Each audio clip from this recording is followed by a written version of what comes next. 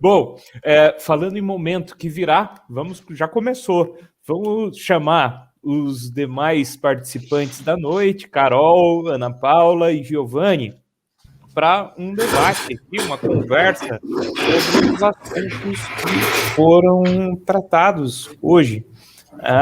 Então, a partir de agora, nós temos até 25 minutos aqui de conversa e a ideia é explanar, tirar dúvidas, trocar, ver conexões entre tudo o que foi falado. Eu aqui, hoje eu sou empresário de tecnologia, mas meu histórico acadêmico ainda é presente, eu também sou professor e eu estou encantado com a necessidade, a validade da ciência para a constatação de resultados. Todos vocês trouxeram método, processo. Por quê? Se você não tiver método nem processo, então você vai ter talvez indicadores que são lindíssimos, bons, ruins, tal, mas eles podem não dizer a verdade. Então, eu aqui estou achando muito interessante essa conversa. O que você está achando, Vini? Maravilhoso. Agora eu quero ver a opinião de cada um, né, sobre essa constatação, perdão, né, de que cada vez não adianta só ter a informação, mas que ela tenha uma qualidade. E aí eu queria escutar um pouquinho de vocês sobre esse ponto. Eu posso começar falando que a gente vivencia na prática e não deve ser diferente dos meus colegas aí que estão palestrando. Geralmente, a gente, antes de iniciar o projeto, a gente tem que arrumar a cozinha, né? No termo da culinária, chama o mise en place, né? Quer dizer, você depende de arrumar quais ingredientes você vai ter para ter uma qualidade de um resultado bom do trabalho.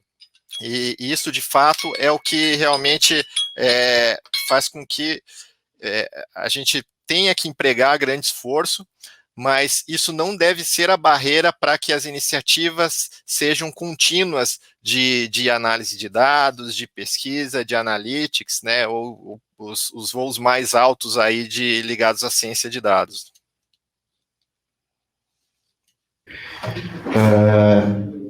Eu acho interessante isso. Assim, eu vejo dois caminhos possíveis. E eu tenho bastante esse tipo de discussão, né?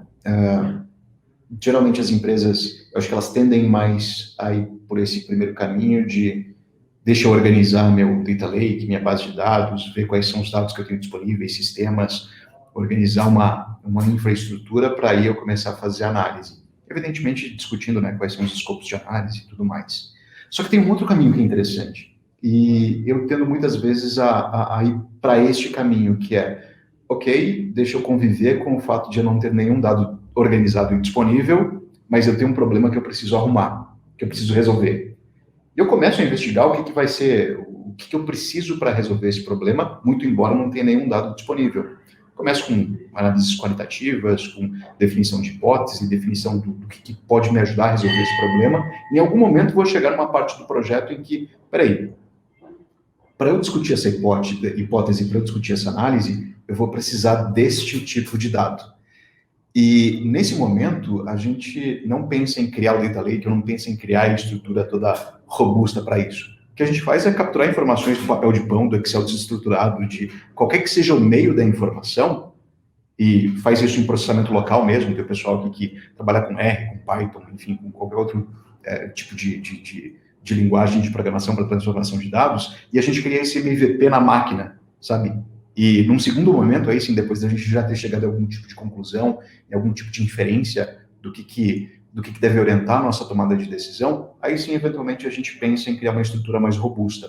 Então, eu vejo isso até de forma bastante complementar. Eventualmente, a gente vai sim ter que partir para uma definição de estrutura antes de fazer análise, só que também há um outro caminho que é possível chegar numa análise orientada por dados, uma análise estruturada, que me permite chegar a uma decisão minimamente melhor do que a que eu teria se eu não tivesse fazendo isso de maneira estruturada. Eu não preciso de dados ou de uma infraestrutura mega complexa para começar a fazer isso, sabe? Então, vejo esses dois caminhos possíveis. Mas sabe o que a gente precisa? De pessoas. E também o quanto a gente está se desenvolvendo enquanto profissionais fluentes em dados. Quanto a gente investe na nossa empresa para que a gente tenha pessoas que tenham uma educação em dados. Então, muitas vezes a gente pensa que a gente quer esse dado, a gente escolhe a ferramenta, mas a gente também não investe no desenvolvimento e crescimento desses profissionais que vão estar ali consumindo para tomar decisões com base naquilo, né? E o quanto a gente está investindo e preparando os nossos profissionais para aproveitarem toda a riqueza que tem e tomarem decisões com base em dados. Então, a gente parte do pressuposto que muitas vezes as pessoas já sabem e são fluentes, e muitas vezes elas não são, né? Em muitas áreas, complementando o que a Ana falou, em muitas áreas, né, não tem, poucas áreas se desenvolveram para isso, e também eu vejo muito essa questão do que nós queremos, né, o que nós precisamos nesse momento. Muitas empresas, quando começaram, muitas RHs, a investir em dados, em análise, formação e People Analytics, legal, vamos fazer, mas, né, minha empresa precisa, é o que eu quero agora, ou eu tenho que voltar, como o Alexandre falou, voltar o Alexandre lá para o começo e arrumar aquilo que é principal, né? A área de gestão de pessoas, ela é toda interligada dentro de uma empresa, né? Algumas pessoas preferem ter uma solução que contemple tudo, outras preferem ter várias, mas que são interligadas e que trazem mais inovação ou mais resultados, certo? A gente não sabe, né? Mas o quanto a gente consegue ter essa visão do que a tecnologia pode trazer, o que de informação eu quero, aquilo que serve para mim, porque às vezes a gente acaba fazendo escolhas erradas e culpa, né, às vezes as ferramentas, soluções, sendo que a gente não consegue se desenvolver, como a Ana falou, em como usar e como fazer, o que eu posso tirar de tudo isso, né? Então eu vejo que acontece bastante também isso.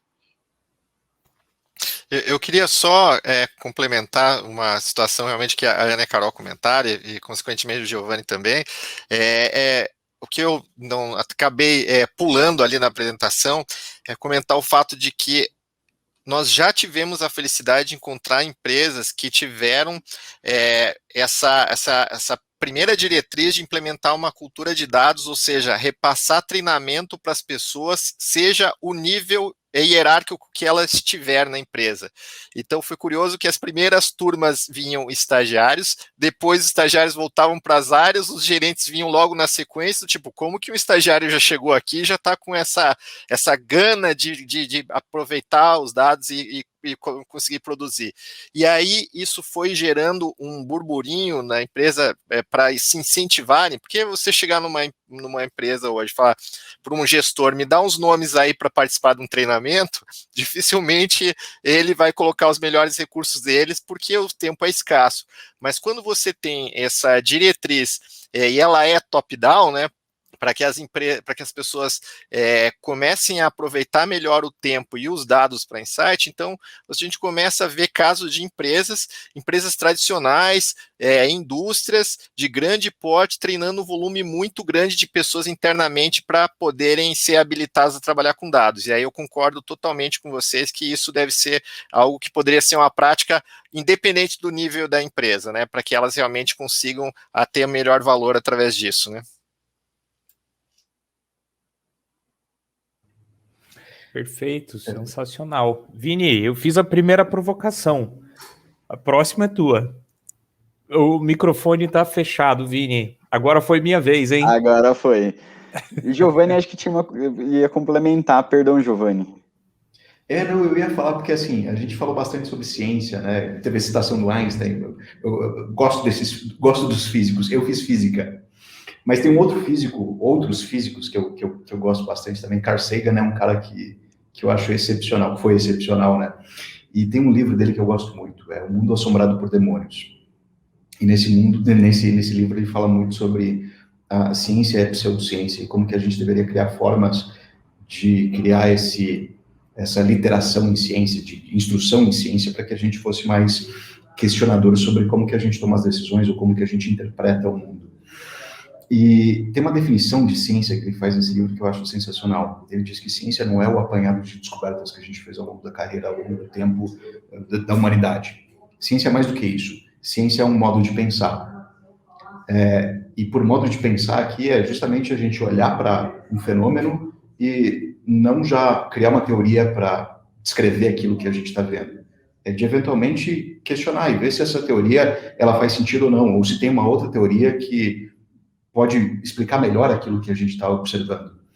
E acho que nesse contexto que a gente está discutindo, essa definição de ciência, e sabendo que ciência passou muito pela nossa fala aqui, né, de todo mundo, tem muita relação com isso. Eventualmente, na minha perspectiva aqui, a gente está falando mais disso, desse modo científico de pensar, do que com uma literação em dados. Então, eu acho que a competência, o aspecto que eu talvez devesse incentivar nos meus colaboradores, nos meus funcionários, é essa maneira mais inquisitiva, é essa maneira mais experimental de olhar para as coisas. Não só pensando que dados serão um instrumento para esse tipo de coisa ou para essas análises, mas sim olhar para, enfim, qualquer que seja o processo e criar experimento, criar teste AB, criar formas de pôr aquilo que a gente está usando para descrever aquele fenômeno em contestação e, eventualmente, surgir até novas oportunidades de explicar aquilo. Então, o modo científico eu vejo como algo que talvez possa ser tão relevante quanto, até mais relevante do que a gente tentar instigar essa coisa do vamos usar dados, enfim, dados é o novo óleo para a indústria e esse tipo de coisa, sabe? Maravilha. Eu tenho uma pergunta aqui, Vitor, até deixei aqui guardadinha para o momento, né? É bacana ver que a gente passou por vários processos, sempre com o tema de dados, mas a gente foi de pessoas, processos, até nas regras do negócio, né? E aí eu queria perguntar para vocês, né? A gente tocou num ponto aqui de ter essa pessoa mais de dados voltado até para o próprio recursos humanos, né? Para a área de recursos humanos dentro da empresa. Como que vocês veem a preparação desses profissionais nessas áreas, né? Assim, aqui, quanto ao Sebrae, eu vejo muito os micro e pequenos negócios, né? Mas de um modo mais amplo, né? Como que vocês veem essas pessoas de dados nessas áreas de recursos humanos, né? Se é uma realidade, se é algo que está em formação esse tipo de profissional, né? E como que a gente pode estimular cada vez mais a ter essa área desenvolvida na empresa? Né, porque ela não é só importante para atrair e reter talentos, mas é importante para o crescimento do próprio negócio, da própria organização. Então, eu não sei, eu queria escutar um pouquinho de vocês sobre isso, como que vocês veem esse cenário hoje e o que a gente poderia estimular mais para ficar mais evidente nas empresas essas áreas, né, essas pessoas de dados nessa área.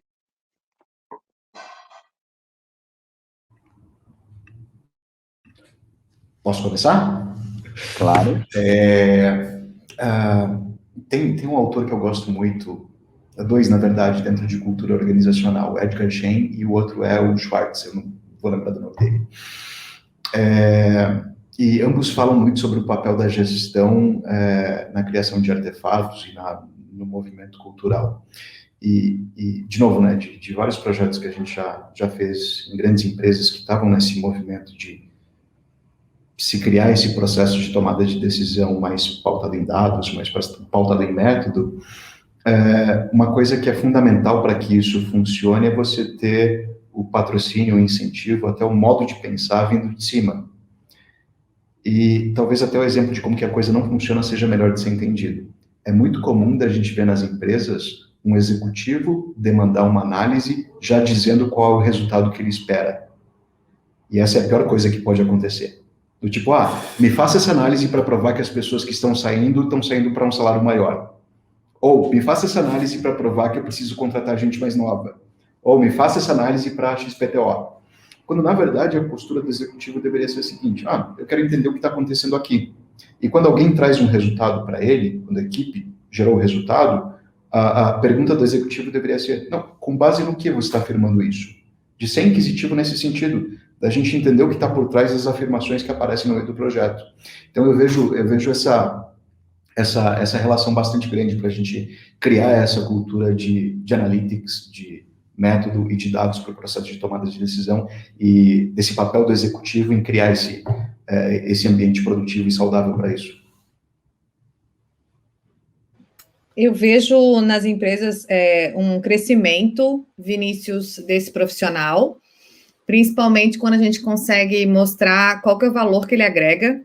Eu acho que é muito importante a gente ter esse patrocínio da alta direção, principalmente, como o Giovanni falou, mas principalmente mostrando onde que a gente está agregando valor para a organização, onde que a gente vai fazer diferença, e eu acho que cada vez mais os RHs estão direcionando as suas ações para isso, para mostrar valor, e principalmente a área de RH, ela tem muita informação, e muita informação. E muitas vezes a gente acaba não trabalhando aquilo que a gente poderia trabalhar para a tomada de decisão com as informações que a gente tem, e acaba, inclusive, ficando muito refém dos achismos. Muitas pessoas acham muita coisa, né? Então eu acho que tem uma história muito interessante também de apresentação do próprio GPTW, que falava que tinha um empresário que queria muito entrar no ranking, e para isso ele tinha certeza que as pessoas gostariam de um plano de previdência. E quando foram a fundo entender quais eram as expectativas, as pessoas queriam um estacionamento para bicicletas, porque a empresa era muito longe. Então, assim, esses achismos acabam também caindo por terra quando a gente usa a informação, né, e consegue trabalhar isso com dados e fazer com que a gente seja mais assertivo naquilo que a gente se propõe e a questionar, assim como o Giovanni falou, não só a autodireção, mas a própria área, né, daquilo que se está entendendo, por exemplo, quando se traz que um benefício X ou Y está impactando na produtividade das pessoas, né? Então, não teremos folga de aniversário porque isso vai impactar na produtividade. Mas onde que isso está sendo demonstrado? Né? De que maneira vocês estão mensurando isso? E a gente começa a trazer também no nosso discurso, enquanto RH, a necessidade de se mostrar onde se tem aquele dado, onde se tem aquela informação, onde se buscou aquela referência. E eu vejo um crescimento, né, respondendo a tua pergunta, Vinícius, de muitos profissionais entrando para essa área. Eu lembro, inclusive, que o Giovanni fez uma apresentação para os gestores da BRH, e eu estava lá, e eu vi o quanto muitos tinham a acrescentar e a contribuir também no momento em que já estavam pensando na importância disso, e ter como um sponsor, né, a alta direção é sempre muito importante.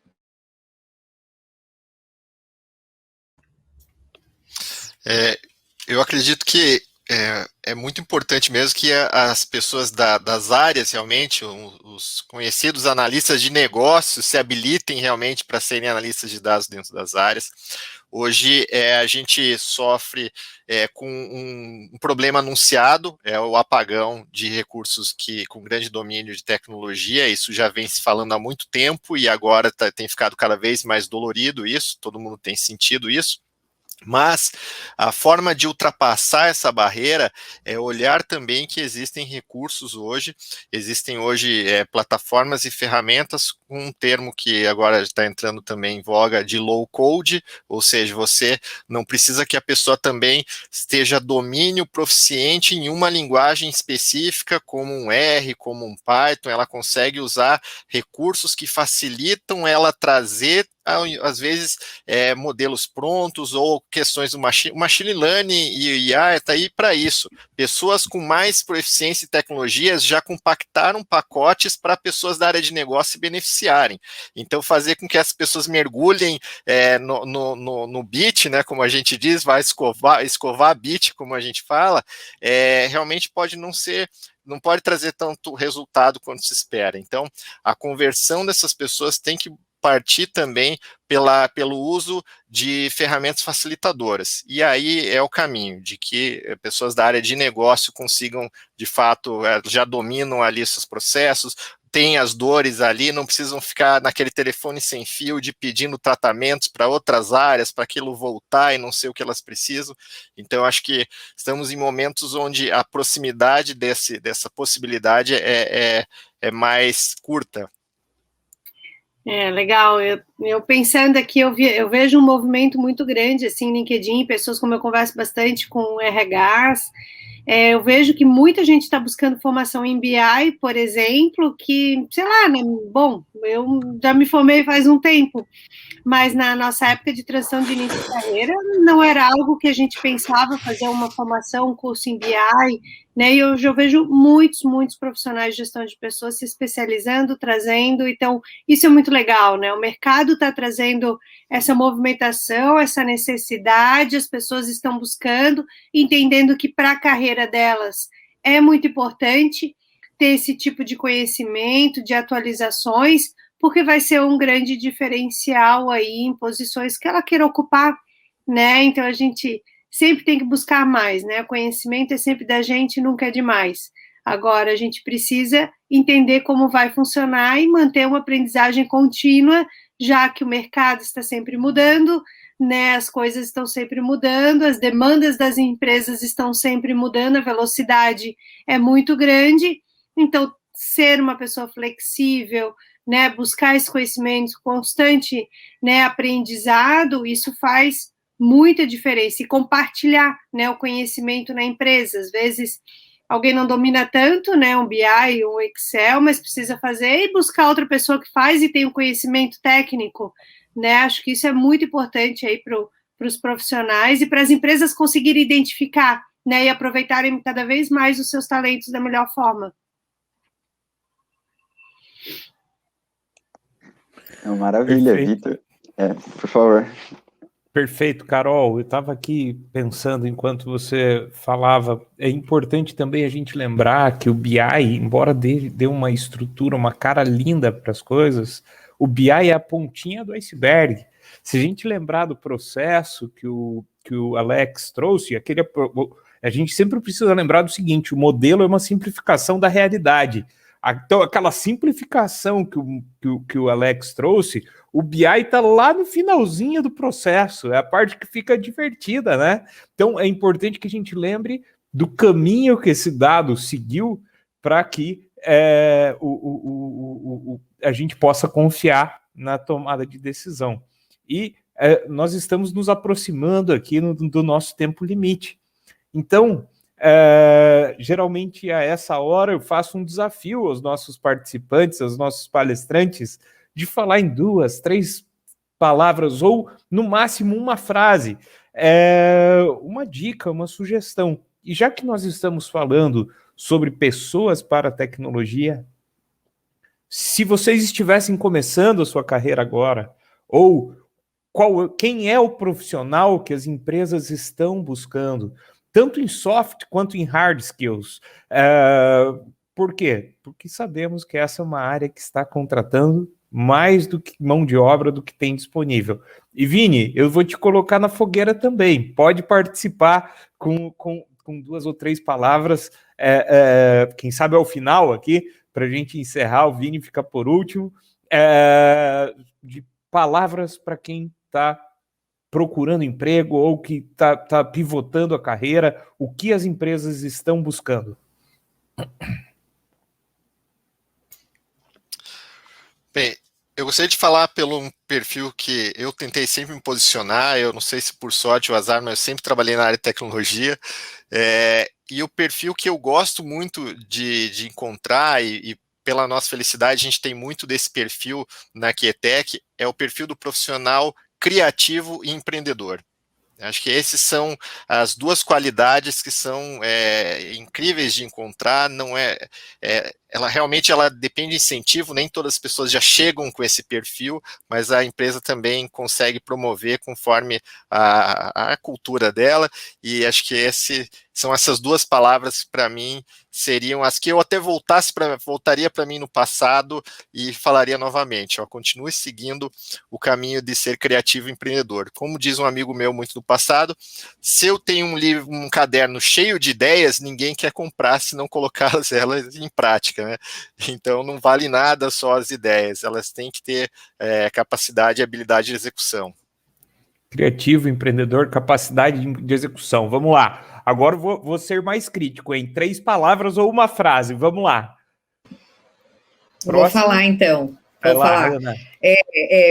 Para a gente é muito importante que esses profissionais sejam profissionais que saibam lidar com mudanças. A gente já trazia, inclusive, isso aqui no DOT já desde antes da pandemia, e a importância dessa adaptabilidade só vem se mostrando ainda mais. Colaboração, nós temos profissionais, times que colaboram, são colaborativos, eu acho que essa é uma característica incrível para que a gente possa chegar onde a gente quer chegar. E por fim, que é algo que eu gosto muito também, é fazer a diferença. E a gente consegue fazer a diferença quando a gente coloca esse espírito de vontade e principalmente quando a gente tem conhecimento. Então, a importância também de a gente estar a todo momento, o lifelong learning acontecendo, a gente aprendendo sempre ao longo da nossa vida. Obrigada mais uma vez pelo convite. Eu complementando a Ana Paula, vejo muita resiliência, né? Então, ser profissionais resilientes, ir atrás e também buscar entender cada vez mais o negócio. Acho que a gente tem que entender um pouquinho de cada das atividades do negócio da empresa, né? Entender um pouquinho o mercado, o setor, não ficar só na minha área, né? As empresas cada vez mais buscam profissionais multidisciplinares e que entendam um pouquinho. Então, acho que a gente tem que assumir, adquirir cada vez mais conhecimento, ser esponjas, né? Porque com certeza vai fazer bastante diferença aí no futuro.